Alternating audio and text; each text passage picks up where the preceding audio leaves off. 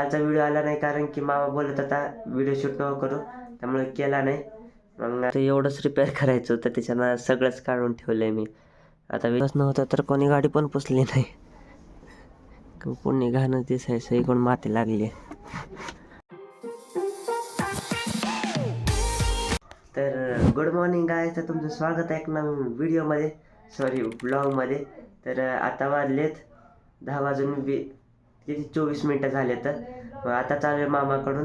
शनिवारी रात्री गेलतो, म्हणजे ट्रॅव्हलिंग आणि व्हिडिओ एडिटिंगच्यामुळे शनिवारचा व्हिडिओ मी सकाळी रविवारी अपलोड केला, त्यामुळे त्याच्यासाठी सॉरी. पण असं कधी कधी म्हणजे टाईम भेटला नाही तर मी दुसऱ्या दिवशी सकाळी अपलोड करत जाईल, नाही तर टाईम लागेल कधी व्हिडिओ अपलोड करायला, याची खात्री घ्या सगळ्यांनी. आणि मग आता आजच्या इकडं आले परत, मग आजचा व्हिडिओ येणार आहे. आणि कालचा व्हिडिओ आला नाही कारण की मामा बोलत होता व्हिडिओ शूट नको करू, त्यामुळे केला नाही. मग आजचा येईल. आता बसले मग मी मशीनवर कपडे शिवायले, आणि पप्पा कामावरून पण आले, ते आता झोपले. तर आणि रानू रोजच्यासारखं शाळेला गेले, आणि मी आज कॉलेजला नाही गेलो कारण की आता जर गेलो असतो तरी 1 का 2 लेक्चर झाले असते नंतर. मग ते केलं असतं तर मग मॅडम बोलले असतं का आता तरी कशाला आलास, त्यामुळं आज पण गेलो नाही. उद्यापासून आता सगळं होते, जिम, कॉलेज, नंतर सगळा अभ्यास ते चालू आहे उद्यापासून. चला मग बघू आज काय काय होतंय. तर आता ट्रिपॉड बघाल तर माझा, म्हणजे जो हाईटमध्ये असं स्टेबल राहतं, म्हणजे आता किती पण हाईट असं पकडून ठेवायची गरज नाही. मग त्याच्यावर जर मोबाईल ठेवला मग तो शूट करतो आपोआपच. हा ट्रिपॉड होता, याची हाईट अजून वाढते तरी. मग याचं काय झालं आहे, हे खराब झालं आहे. म्हणजे बघा हे दिसतंय का, हे वालं जरा फुगले, हे म्हणजे वरती आले, याला दाबलं की परत जाते मध्ये.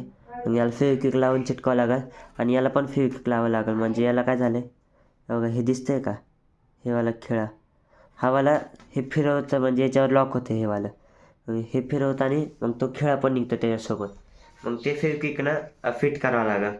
मग ते आता बघतो फेविक्विक आणतो, आणि मग ते जरा रिपेअर करतो ट्रिपॉड. आणि असं म्हणजे हे तर झालं, म्हणजे असं उभं राहून ठेवायचं आहे. मग आता एक ट्रिपॉड मागवला आहे, तो हातात पकडून असं शूट करू शकतो.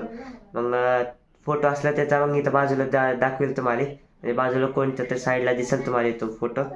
मग तो वाला ट्रिपॉड मागवला आहे, येईन आता काही दिवसात, 4-5 दिवसात.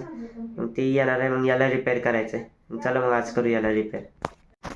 तर आता आणलेला फेविक्विक, मग आता पहिल्यांदा याला जोडतो, म्हणजे हे वालं जे पुढं आलं त्याला मागं जोडतो पहिल्यांदा. आता याला लावलेलं फेविक्विक दोन्ही साईडनं लावले, इकडं इथे एक लावले, इथे एकदा लावले, दोन्ही आता दोन्ही साईडनं फिट आहे. तरी हे स्क्रू लावताना ते निघणारच पुढं, ते असं वाटायला, कारण की एवढं फिट नाही बसत ते मागून जोर पडला, फोर्स पडला की मग ते पुढं येतं जरा. मग आता याला लावूया फेविक्विक, नीट करू याला. आता फक्त एवढंच रिपेअर करायचं होतं, त्याच्यानं सगळंच काढून ठेवलं आहे मी. आता विचार केला एवढं एक करायला, तो मग विचार केला आता टाईम आहे म्हणल्यावर सगळ्यांचे एकदा धुवून पुसून ते सगळं एकदा परत ॲसेंबल करतो, म्हणजे सर्व्हिसिंग होते एक टाईपची. सगळं धुवून आणले, आता याला पुसायचं आणि परत ॲसेंबल करायचं आहे. पुसून ते घेतले बघा, सगळीकडून पुसून ते घेतले. जर आता नवीनसारखं वाटायले तरी हे म्हणजे ह्याला पण पहिल्यांदा हे केलं तर फेविक्विकनं, त्यामुळे ते तसं दिसायला. फेविक्विक आणि हे लावलेलं सोडा, त्यामुळे ते साधं गंजल्यासारखं दिसायला, नाही तर गंजत नाही हे सगळं. हे बघा इथं त्याला काहीच केलं नाही तर हे चांगलं आहे, असं आशेचे आशे राहतात. पण याला हे लावल्यामुळं ते खराब झाले जरा. आता ॲसेंबल करतो. केलेल्या मधले खालचा बेस झाला आता हे वरचं बाकी आहे, सगळं वरचं आता लावायचं आहे. इथे एक स्टँड येतो, त्याच्यावरती नंतर होल्डर ते येतं. आता इथलं झालं, हे क्लिप ते लावले आता, आणि हे बाजूचे सपोर्ट स्क्रू असते तर म्हणजे फिट करण्यासाठी हे वाले. याच्यात आता हे वाले स्क्रू याच्यात जाणार या होलात, आणि मग इथं फिट होणार. इथं स्क्रू आहे, इथं हे आहे बघा नट आहे, मग त्या नटामध्ये फिट होते. आणि मग हे झालेलं आहे ट्रिपॉड असेंबल, सगळीकडून झालेलं आहे. आता हे पण नीट बसलेलं आहे सगळं. आता काय माहिती किती दिवस राहतं आहे. आणि इथं एक लेवल टिप दिलेलं आहे इथं, म्हणजे त्यानं कळतं म्हणजे कोणत्या साईडला जास्त वाकला आहे, कोणत्या साईडला. आता या साईडला केलं की अजून इकडं ते मधात येतं आहे, या साईडला केलं की असं, म्हणजे ते कळतं बरोबर ट्रिपॉड सरळ आहे का आडवा आहे. गाडीमध्ये चार्जिंग पण कमी आहे, किती आहे 57% चार्जिंग आहे बघा, इथं ते दाखवते 57% चार्जिंग आहे, कमी चार्जिंग आहे गाडीत. मग गाडी चार्जिंगला लावायची.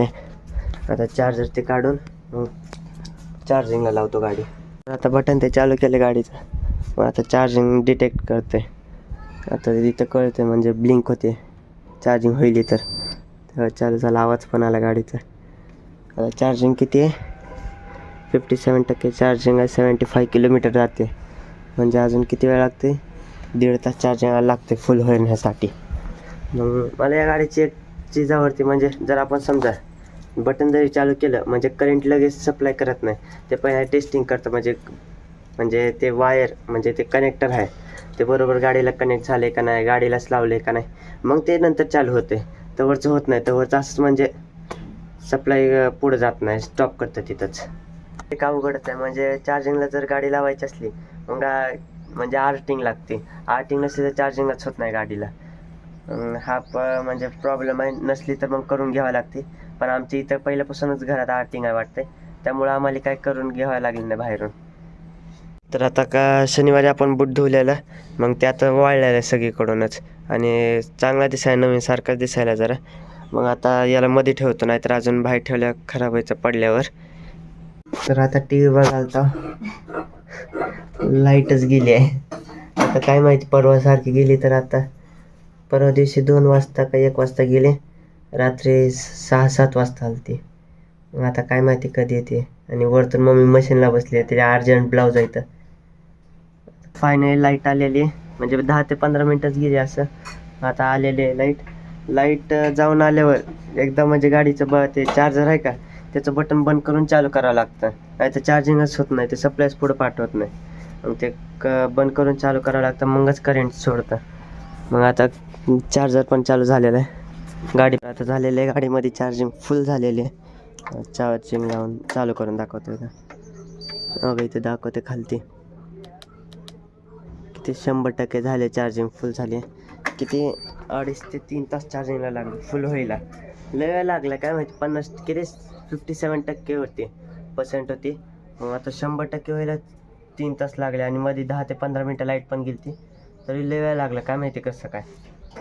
पुसायला गाडी जरा बाहेर जायचं, म्हणजे वही आणायचे आणि मम्मीला फॉल पण आणायचं आहे, त्यामुळे जरा बाहेर जायचे. लय घाण झालं ते. आता फक्त पुसून घ्यायला, धुवून नाही धुतले परवाच, त्या फक्त आता पुसून घ्यायलो आहे. आता 2 दिवस नव्हतं तर कोणी गाडी पण पुसली नाही. पुण्य घाणच दिसायचं, इकडून माती लागली आहे. इथे एकच प्रॉब्लेम आहे, फक्त इथे दगड ते अडकून बसते तिथं कोपऱ्याला असे ते लईच दगड असे अडकून बसते तर ते एक काढावं लागते सगळेच. आता गाडी पुसलेली सॉरी. तर गाडी आता पुसून झाली, सगळीकडून पुसले. आता मला जायचं होतं म्हणून मी गाडी पुसलेली. आता पप्पा गेलेत बाहेर.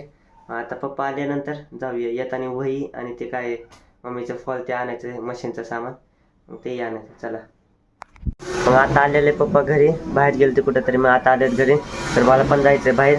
आता मी बाहेरचं शूट करू शकणार नाही, कारण की मोबाईल घरी ठेवायचा आहे. कारण की म्हणजे टी व्ही पण चालू आहे, पप्पा पण घरी येतं आणि मम्मीच्या याचं म्हणजे 100% डाटा संपला आहे. मग हे 5G असल्यामुळे किती पण चालतं.